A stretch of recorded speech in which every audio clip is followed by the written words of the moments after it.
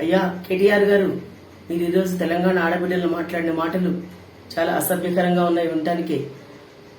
తెలంగాణ రాష్ట్ర ఆడబిడ్డలు లేదే మీకు 10 సంవత్సరాలు మీరు పదవిలో లేరు. ముఖ్యమంత్రి స్థాయిలో ఉన్న మీరు ఇలాంటి మాటలు మీరు మాట్లాడకూడదు, మీకు తగదు. ఎందుకంటే 10 సంవత్సరాలు మీకు ఛాన్స్ ఇచ్చాము, మీకోసం కష్టపడ్డాము, ఉద్యమాలు చేశాము, అన్నీ చేశాము, మీకు ఓట్లు వేసాము. మీరు ఏలారు తెలంగాణ రాష్ట్రాన్ని.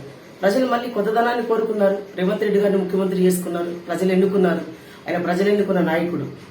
మీరు ఇష్టం వచ్చినట్లు మాట్లాడద్దు. ప్రజలు ఆయన ఫ్రీ బస్ ఇచ్చారు, లేడీస్ కి ఉచితంగా వెళ్ళాలి అని చెప్పేసి ఎంతో మంది ఫ్రీ బస్ లో వెళ్తూ ఉన్నారు. ఈరోజు వాళ్ళకి ఆర్థికంగా కొంచెం వాళ్ళకి సపోర్ట్ ఉంది, అంతేనా?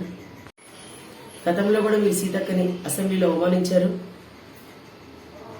అలాంటి మాటలు మీరు మాట్లాడొద్దండి. ఎందుకంటే ఆమె ప్రజలు ఎన్నుకున్నారు. ఆమె అంటే గౌరవం అందరికీ.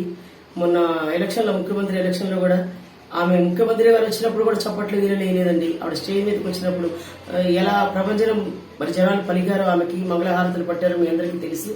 ఆమె అంటే అంత గౌరవం ఉంటుంది.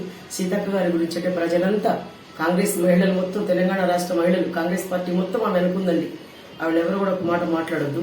మేము ఎక్కడ ఎవరికి అన్యాయం జరిగినా కాంగ్రెస్ పార్టీ తరఫున మేము మహిళలందరూ వెళ్తాము. అలాగే సీతక్క గారి గురించి కూడా మేము ఆమెను గౌరవిస్తాం. ఇప్పుడు ఆమెను మేము గెలిపించుకున్నాం, ఆమె మాకు కావాలని చెప్పేసి. అలాంటిది ఆవిడని అవమానపరిస్తే మేము ఒప్పుకోమండి. ఎందుకంటే బేషరతుగా మీరు అన్ని విషయాలు కూడా క్షమాపణ చెప్పాలి.